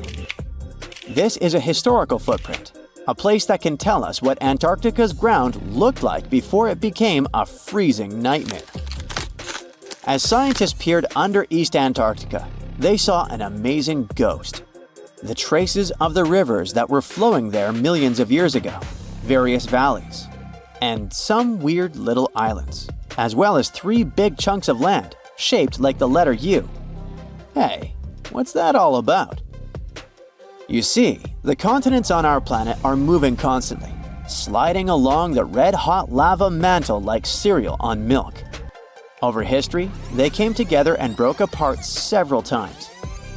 Hundreds of millions of years ago, several continents were a part of one enormous Gondwana. Antarctica was one of them. It used to be one huge landmass. But when Gondwana broke apart, the poor continent got stretched by tectonic forces. Parts of land were pulled away from each other. Whoosh! And they got torn apart. And that's how we got these big chunks or blocks of land under thick layers of ice. In any case, scientists now want to explore this ghost a bit more. But to study it deeply, they need to actually drill down through the ice, like using a straw to get to the bottom of a thick shake. This will help them pick up some rocks and dirt from way below to learn more about the Earth's history and climate.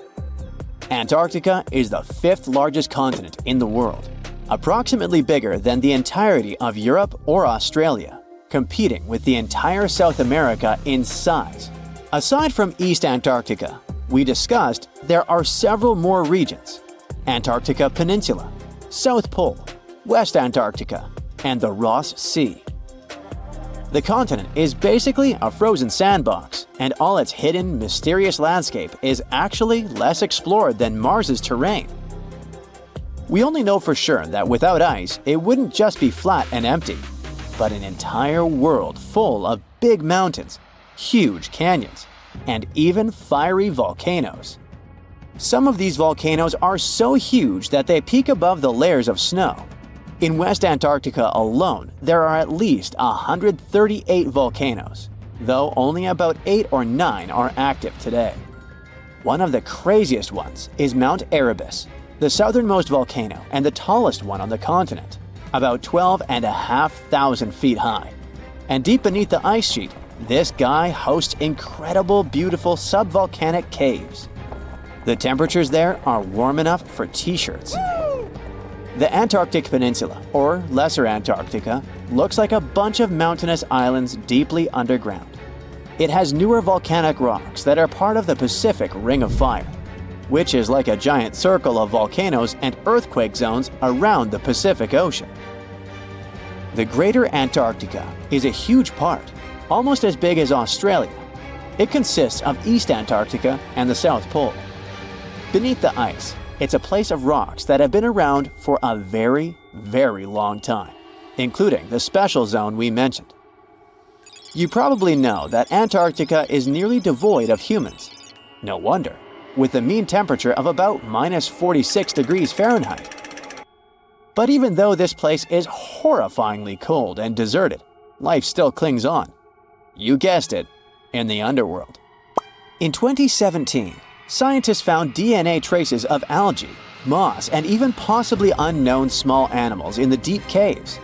That means that even in such crazy conditions, there are still unique ecosystems thriving in little isolated warm pockets beneath the snow.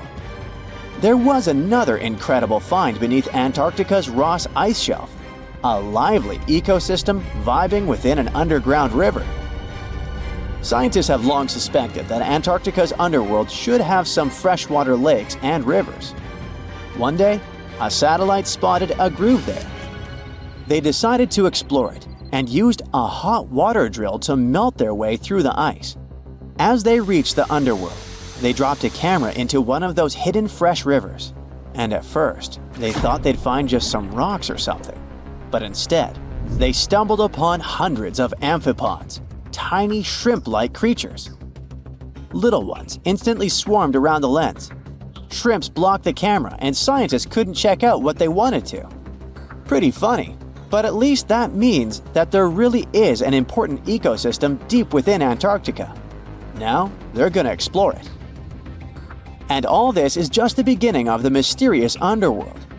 Antarctica's snow also hides the deepest canyon on Earth under the Denman Glacier.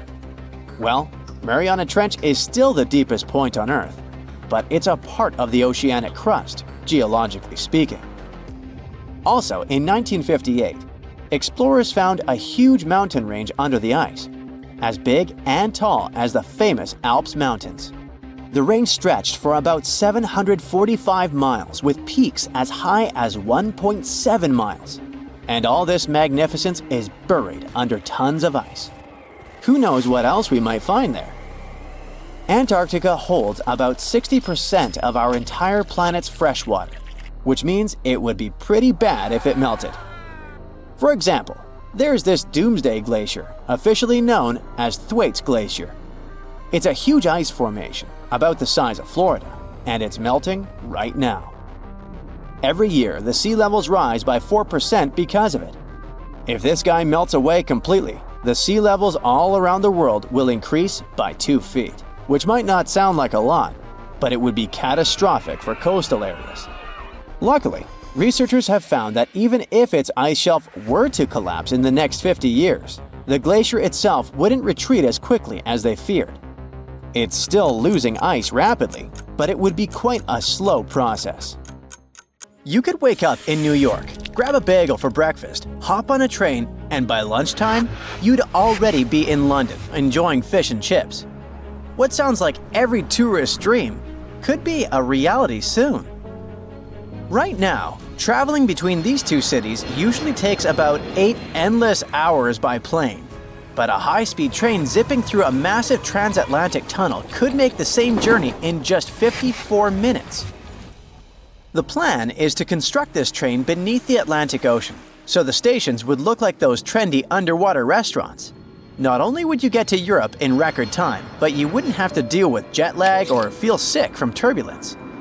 So far, this mega project sounds amazing, but can we really pull this off?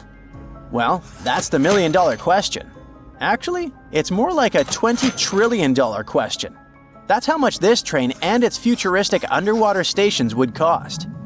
It's hard to imagine anyone having enough money to construct it, so specialists thought it was out of the question. But people started feeling hopeful again when Elon Musk dropped this announcement. He said not only is this kind of transportation possible, but his company could make it happen for 1,000 times less than everyone thought. Traveling between New York and London in less than an hour means the train would have to hit a jaw-dropping speed of 3,000 miles per hour. Yep, 3,000. That's about 5 times faster than the cruising speed of a commercial airplane like a Boeing 747. So, how is this even possible? Well, it's not an average tunnel. We're talking about a vacuum-sealed tube underwater, which cuts out air resistance, letting trains zip through at insane speeds. And it's not just any train. It's more like a high-tech aerodynamic capsule that levitates and moves thanks to magnetic propulsion. At least that's what experts think, since this kind of technology is already in use today with the fastest public train in the world, the Shanghai Maglev. This machine runs in China and hits a top speed of 186 miles per hour. What's crazy is that its locomotives are not even touching the tracks. They're literally levitating and floating just about 0.4 inches above the ground. This line takes people from Shanghai to Pudong International Airport, so travelers don't have to worry about traffic and can get to their flights super fast. This cutting-edge technology makes a 19-mile trip take just 8 minutes and 10 seconds. With a regular train, that same journey would be about 4 times longer. Back in 2001, people worked hard over 2 years to construct the maglev train, and they also spent a lot of money, as the whole project cost over $1 billion. Despite that crazy initial price tag, keeping this line running is not as expensive as it might seem. It's actually cheaper to operate than regular trains. Since the maglev doesn't touch the tracks, that means a lot less wear and tear and way lower maintenance costs. On top of that, its propulsion system is impressively energy efficient. As we've already mentioned, this is the fastest operational train in the world, but China isn't stopping there. They're likely to break their own record soon, having already unveiled a prototype of their next generation train, the CR450. This sleek silver bullet had reached test speeds as high as 281 miles. If this project comes to life, if people really start using it on a daily basis, it will be a game changer for high-speed rail. And it could shrink the journey between Beijing and Shanghai to less than 3 hours. That's like 1 hour less than what people take when traveling on today's high-speed train. Now, the team just needs to run a couple more tests to ensure it meets all necessary standards for commercial operations. This car looks like a Batmobile, and it's probably just as powerful. Say hello to the amazing Koenigsegg Jesko Absolute. Its sleek, futuristic design isn't just for show.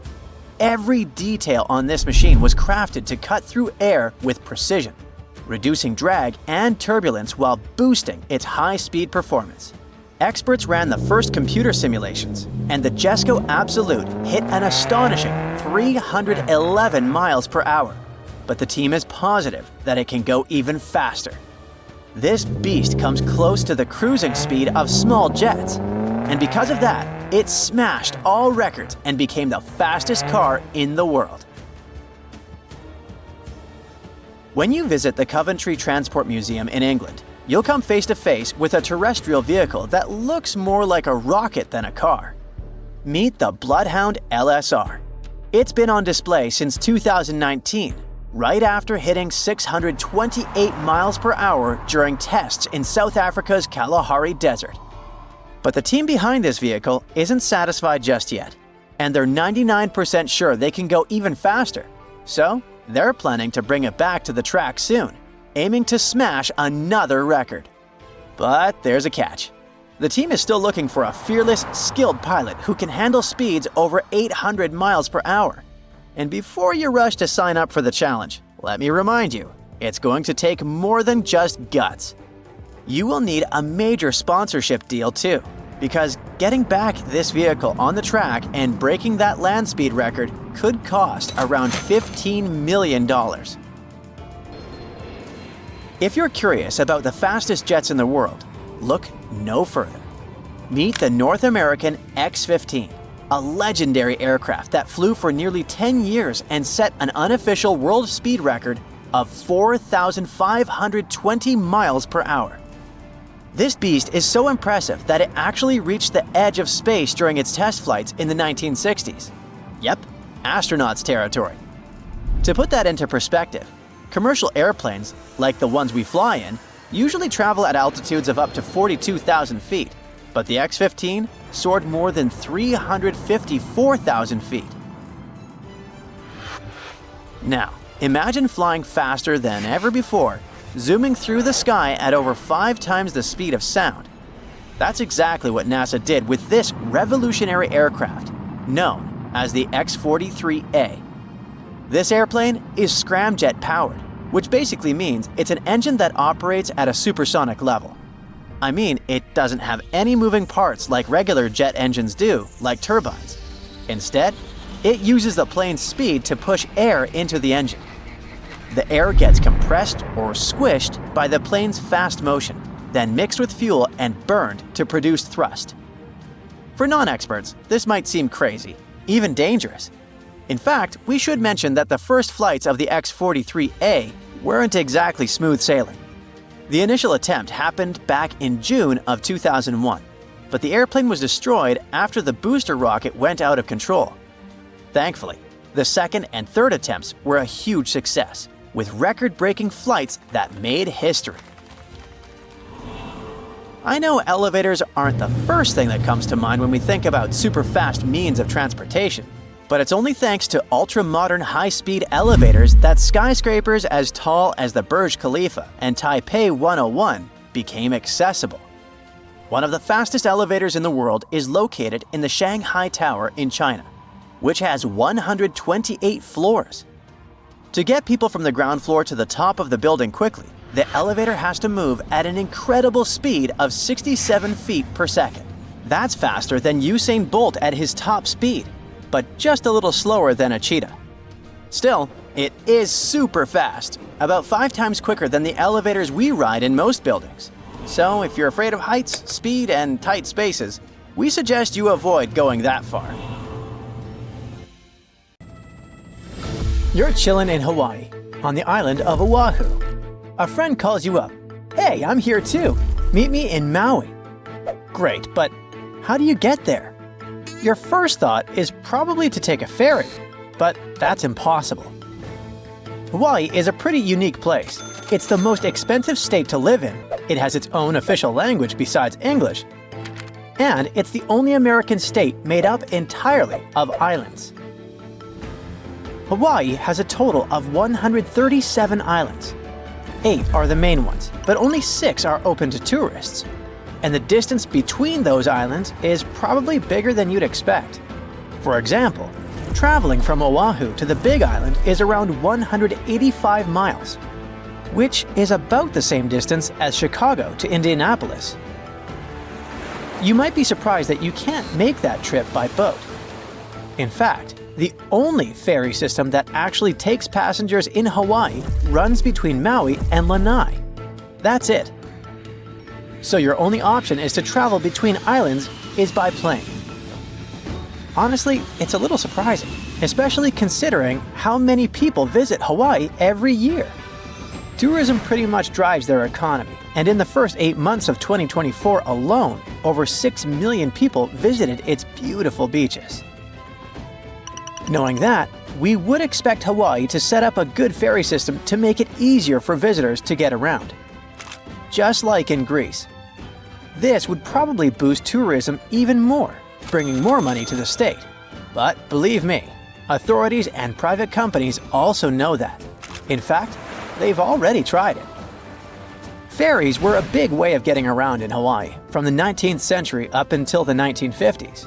Since then, there have been a few attempts to bring back a ferry service, but unfortunately, they have all failed. One of the biggest attempts was the Hawaii Super Ferry, which aimed to provide a fast, affordable boat service between islands. It could carry almost 900 passengers and even allow them to bring their own cars along. The trial run started in 2007, and people were excited, but it turned into a big fiasco. A bunch of legal and environmental issues came up, like concerns about the impact on marine life, especially whales. The courts decided the ferry didn't go through the proper environmental reviews, and that caused a lot of trouble.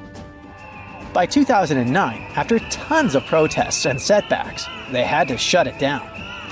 If a project like this comes up again, it will probably fail one more time. And there are a few reasons why it's almost impossible to set up a regular ferry system there. Let's start by talking about Hawaii's rough waters. They are deep and wild. Take the Alenoiaha Channel, for example. It's a 30-mile stretch that separates Maui from the Big Island. Its name means Great Billow Smashing Channel, and it lives up to that. It's over 6,000 feet deep, making it one of the most dangerous stretches of water on Earth. The wind there is also super strong, the fastest in Hawaii's coastal waters. But it's not any easier in the rest of the archipelago. The whole region gets hit by storms from the Pacific up north, sending big waves crashing into the islands and making the waters rough and unpredictable. Swells can come from 3, 4, or even more directions, making the sea feel really choppy. Someone who's not used to taking ferry boats would definitely find that, well, uncomfortable, to say the least. To deal with rough seas like this, the ferries have to be really big and strong. But that also makes them more expensive and harder to run than the ones in places like Alaska or Washington State. Another reason it's so tough to set up this system today has to do with marine life. A big ship moving through the shallower waters when docking could really damage the local ecosystem.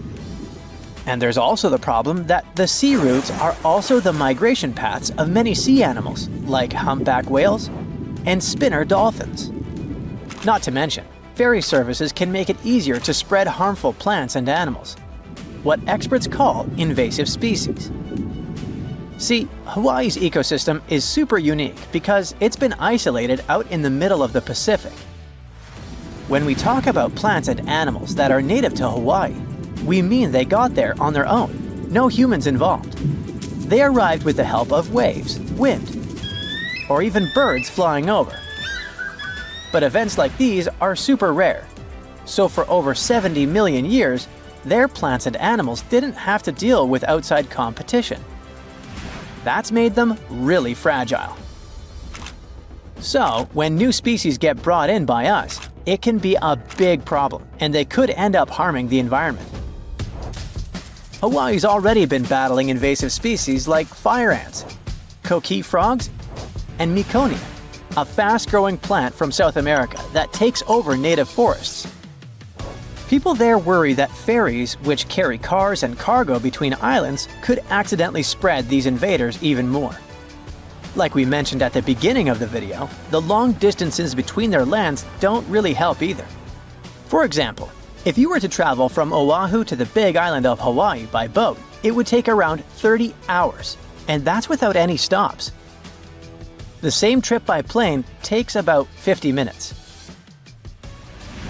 Ferries that cover long distances are much more expensive, so they need a much bigger demand to make them profitable. On top of that, the state doesn't really have the infrastructure, like enough ports and terminals to support the operations. So setting up new routes is pretty much out of the question. Airplanes, on the other hand, are a different story. The air travel industry in Hawaii is already well established and super competitive. That means flying is still the most practical option in Hawaii. Planes are quick, they don't make you seasick, and are pretty affordable, usually costing around $100 for a round trip. Okay, but what do the locals think about all this? Well, apparently, there isn't a huge demand for residents to commute between the islands all that often. Oahu is the busiest island in Hawaii, with about 70% of the state's population living there. It is where Honolulu, the capital, is located, and where most of the state's business happens. So, people from the other islands usually come over for a specific doctor's appointment or to catch a big concert. And that might happen once or twice a year, no more than that. So, even if people could choose between taking a ferry and a plane for these special occasions, most of them would probably still prefer flying.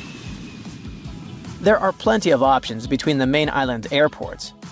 Planes usually start flying around 5 in the morning, and there are flights available every hour until the last one, which is usually at 9 in the evening. If you've been dreaming of going to this paradisiacal place but are worried about spending too much on plane tickets, I have some tips for you. First off, keep in mind that visiting all the main islands in 5 days or less is way too ambitious. So, if you don't have much time to spend there, think about your priorities. Each of the 6 islands open to tourists has its own vibe and activities. But you don't need to visit them all in one trip, and you can save some money by sticking to fewer islands. You can still explore the diversity of the islands by picking 2 that offer a nice contrast to each other. For example, while Oahu has that bustling city energy, Kauai has a much more relaxed vibe. Also, flights in the morning are usually cheaper, and it might be better to fly on a weekday rather than the weekend, although the price difference isn't usually huge. Hopefully these tips will save you some cash while still having an unforgettable island hopping adventure in Hawaii. Don't forget to share this video with a friend who's also dreaming of exploring these amazing islands.